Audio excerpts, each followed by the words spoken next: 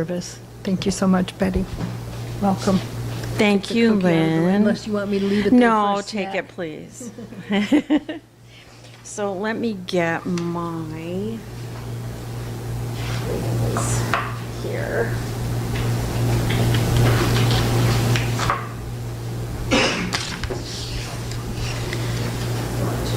See if I can keep from blowing away up here. It feels really good, doesn't it? Feels good right here. It does blow the papers though. But it does blow the papers. Yeah, you can have everything, but you can't have it all at once. That's what I've learned in life.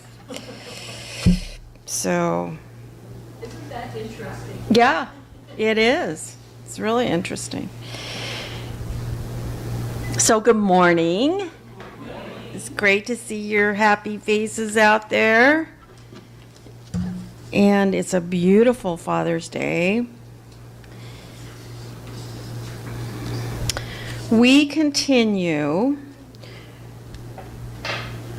with our look at the 12 powers. Oh, wait, I have to just ooh and ah about this baby. What a sweet little munchkin. The hair. I was a bald baby, so I'm always amazed at all that hair. Okay. All right, let's get back to this. Okay. So our the Unity co-founder, Charles Fillmore, put forth 12 spiritual powers, which we're looking at all year long. And this month it's strength. And he said his definition of strength was that strength is the energy of God.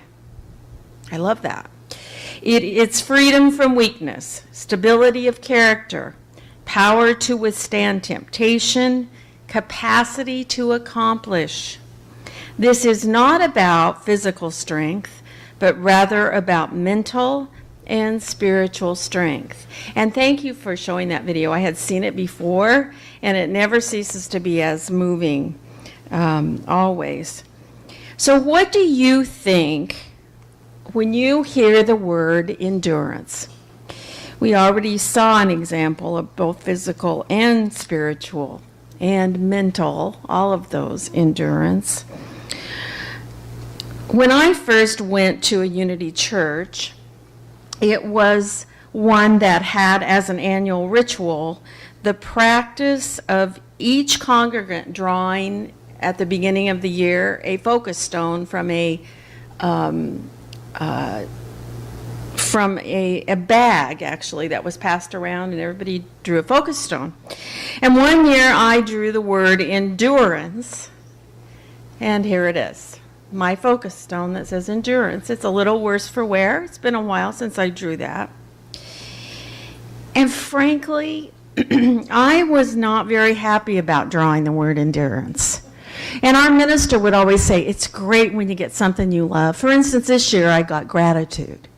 Great. My motto is I live in gratitude. Great. But he said it's even better when you get one you don't like, because then you get to think about that in maybe a different way. I had just experienced a couple of years before that had been filled with endurance. And one of the things was I had been enduring, among others, I had been enduring a difficult in-between job that was not very inspiring nor fulfilling. So when I drew my endurance stone, I was disappointed. And my heart sank just a little bit. And at that time, I was one of those 20-hour-a-week volunteers at church. And I shared my disappointment with one of the ministers. And her response was this. She said, endurance can be seen as something totally different from what you are thinking. Think of it as strength and power, like steel. A very strong and powerful quality indeed. And so I began to look at endurance from a whole new perspective. To this day, when I hear the word endurance, I no longer think of it as that kind of really negative to endure this. I don't think of that anymore. I think of it relative to the spiritual power of strength. And rather than being about survival, endurance is more about steadfastness. Steadfastness is long-lasting strength in the face of all kinds of obstacles and challenges. And steadfastness and strength were positive things I could work with. So while looking at this idea of endurance being about steadfastness, I ran across an article by retired Brigadier General Becky Halstead. And she knows something about endurance and strength. She wrote an article called 9 Steps to Becoming a Steadfast Leader. And I propose that the same steps can apply to us in our everyday lives and relationships. She used the acronym STEADFAST to list these attributes. They're selfless service, trust and tenacity, encourage and embrace, attitude and approachability. Okay, and discipline, family, friends, faith, accountability, standards, and teamwork. So let's look first at selfless service. Commit to being the best you can be. It just reminded me of the 4 agreements. Always do your best. For how it will better your life and the lives of others around you. Treat people the way you want to be treated. Next, trust and tenacity. Develop a support system of people you can trust implicitly. Treat others with kindness and fairness and spend time with people who do the same. Next, encourage and embrace. Extend yourself to those close to you and embrace those who need support. I got to experience this one completely this week. On Friday, I went for the first time to a class which I will attend again. It was so much fun. I went to a line dance class. Oh, it was so much fun. And I met lots and lots of new people. And that was one of the reasons I wanted to go. I felt like, I work out of my house. I felt like I just wasn't getting out there enough and meeting enough people and being around people enough. And it's just so much more fun when you do things with people. And so I got there and I did indeed meet lots of fun people. Great teacher. It was just fun, and there was one, and it was very diverse, I was happy to see. Lots of different nationalities, peoples whose first language was in English. There were Asian people there. It was very interesting. Many people of color there. I loved it. And there was one woman there who I thought probably was from India because of her dress. She had on authentic native dress, and she kept looking over at me and smiling, and we both would look at each other and smile. And she had the sweetest smile and the sweetest face. And on one of the breaks, she walked up to me and I introduced myself, and she told me her name was Salah, and then we said a couple of things, and then all of a sudden, out of the blue, she said to me, "Will you give me a ride home?" And I was both stunned at her directness, because we aren't always that, I think we're reluctant to ask for what we need frequently in my life, the people in my life, and myself. We don't always ask for what we need. And so it was refreshing, and I was just surprised. And I said, "Where do you live?" And it was really like 5 minutes away from the rec center. It wasn't far at all. And so I said, absolutely, be glad to. Her English was not very good, and so it took a while for us to understand each other sometimes, but it was great. I thoroughly enjoyed being with her, speaking with her, and I did indeed give her a ride home. And in that process, I got to know her a bit. She lives with her son. She's been here for 4 years. She is indeed from India. She likes it here, and I asked her if she liked it here. She said, I do, and I'm learning to speak English. And I said, yes, and you're doing very well, because she was absolutely able to make herself understood. And so then she asked me what I did, and I told her one of the things I did was speak at churches frequently. And the minute I said church, she said, pray for my daughter-in-law. She wants to have a baby and hasn't been able to yet. And so pray for our family. And I said, knowing that God tends to either give us what we want or help us in wanting what we have. And I said, I absolutely see you having a wonderful, loving family, and I will hold that in prayer for you. And I said, is she having trouble? And she said, yes, but God can help. And I said, absolutely. And it just was so interesting to me that the minute I said church, she said, will you pray for me? And that's another thing we don't always do, is ask for prayers when we need them. And so this experience of embracing and encourage and embrace was just one that came home to me in that moment, and I thought, this is what that means. Encourage and embrace and support people wherever you find them. And I thought this whole line dancing thing was just so much fun, and then I got this spiritual lesson on top of it. So it was awesome, and that's why we do these things. That's why it makes us steadfast and able to endure. The next one is attitude and approachability.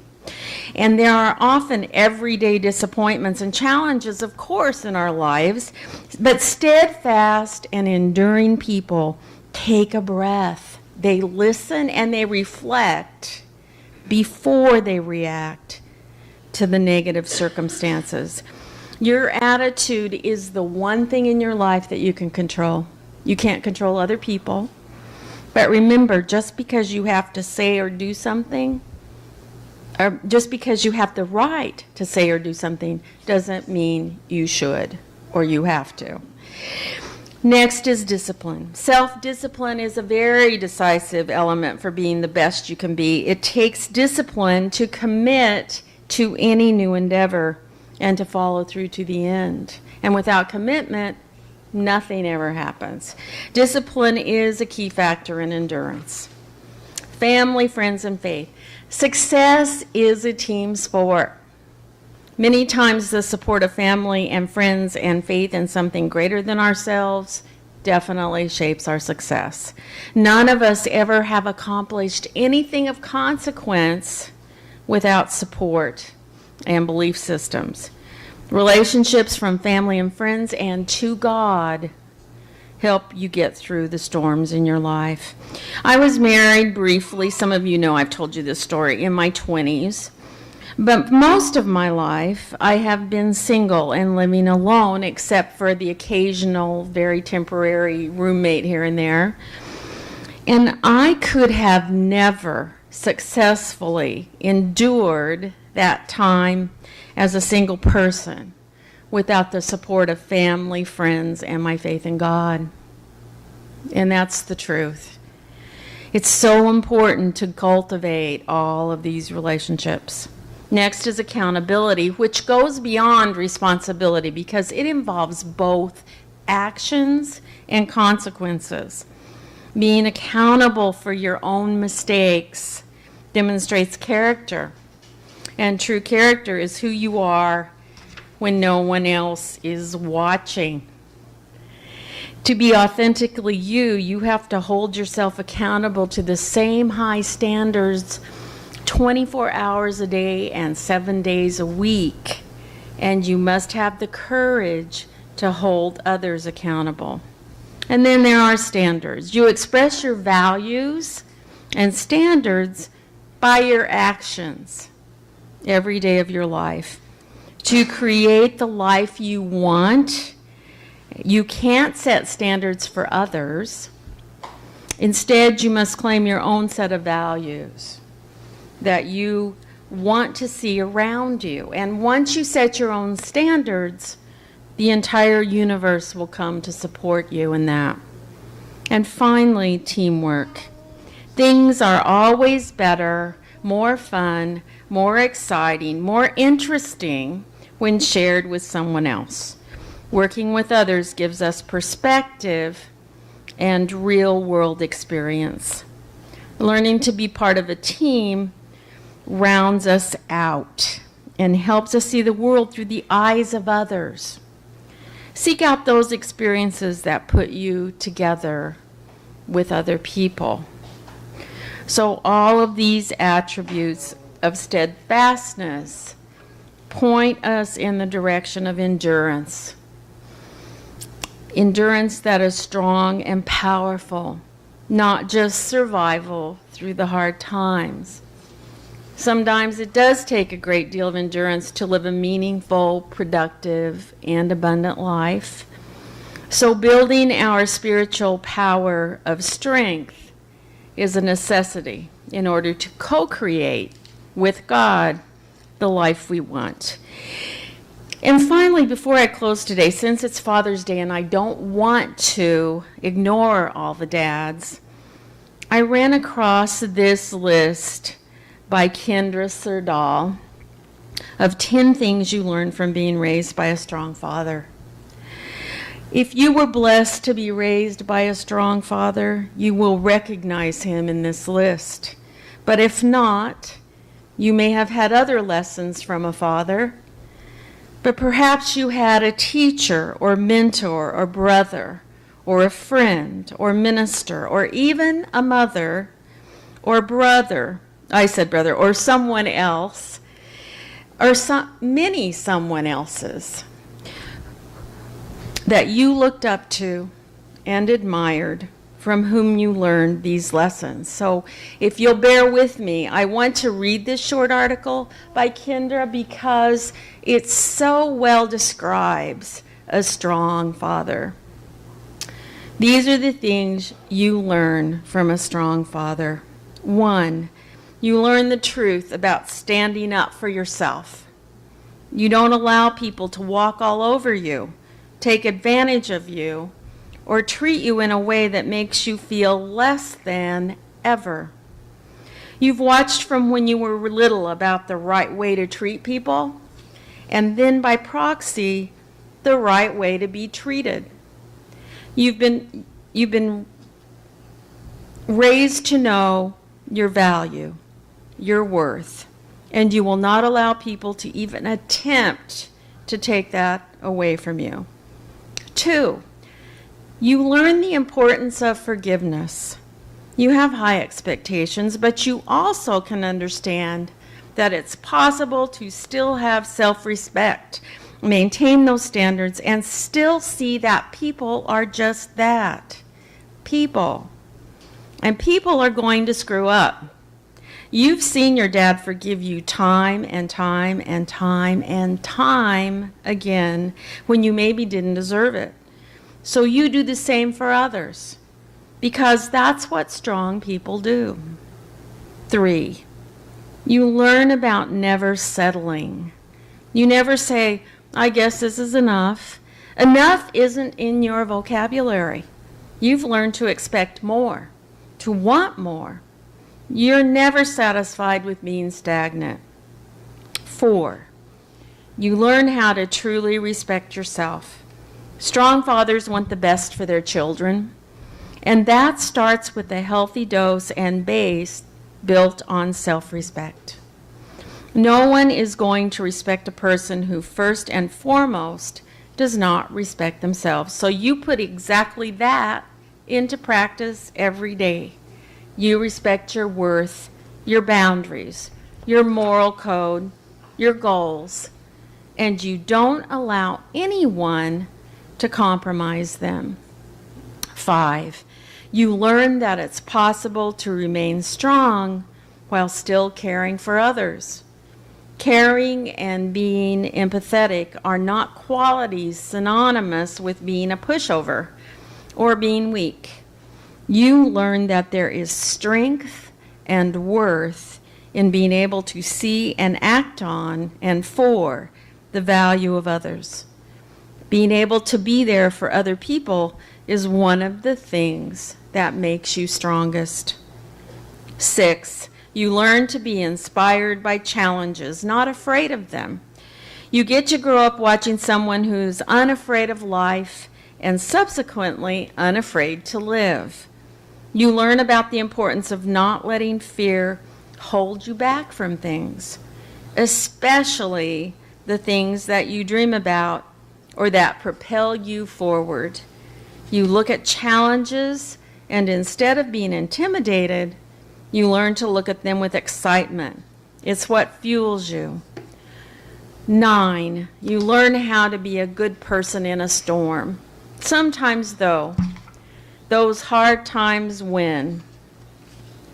Particularly, sometimes life takes a swing and manages to land a particularly devastating blow.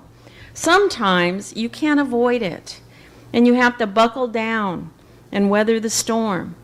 But when you learn from a strong father, you learn how to weather that storm. You learn how to stay strong, how to be brave. You learn to be a good person in a storm. And 10, you learn what to expect and what you would want from a man who is a father. Your dad was there for you, a role model, a pinnacle of the values you yourself aspire to have.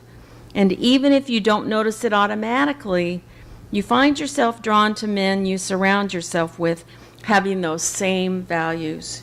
You were blessed enough to have such an amazing father, and that impression has absolutely influenced the people you surround yourself with now. He showed you how to be brave, fair, kind, gentle, and strong, all at the same time. He was being a good leader, and he knew that by being one, someday you would be the same thing. So let's remember that it's important to cultivate the spiritual power of strength that is already within us as spiritual beings made in the image and likeness of God. As children of God, we are not called to force, manipulation, or defensiveness, but rather to a strength born of courage and confidence. I can't say it better than Ephesians 6:10. Finally, be strong in the Lord and in the strength of his power. Let's take that into meditation.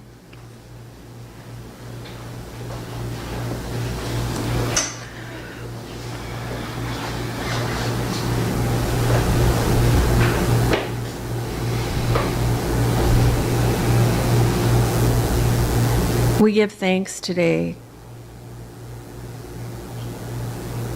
for the fathers in our lives, the strong fathers, the loving fathers, the ones who showed us who to be and how to be, and who supported us and loved us completely and unconditionally. And we give thanks for the fathers who may not have done all of those things, because we learned from them also. And we give thanks for all those surrogates in our lives who loved us unconditionally, who cared for us, who helped us grow to be strong and loving and caring, and showed us the way to be. And we're grateful that we are who we are today because of all of these people. The ones who loved us unconditionally, the ones who may have disappointed us, all of them help to make us who we are today. And we are strong. We have endurance within us. We are able to withstand any obstacle because we know that we are made in the image and likeness of God. We know that we have that spark of divinity within us, and that all of these 12 powers, including strength, are our birthright. And we are so grateful. And so as we celebrate our fathers today, we celebrate ourselves also. And we love ourselves unconditionally. And we give ourselves the self-respect and love that we need to go forward and to live the best life and be the best person we can possibly be. And we thank you for this spiritual community and for what it means for those here and those who aren't here today. We know that it is filled with love and caring and concern for all those who are part of it and for those who are not. And we pray for all those who are here today and for all those who are not.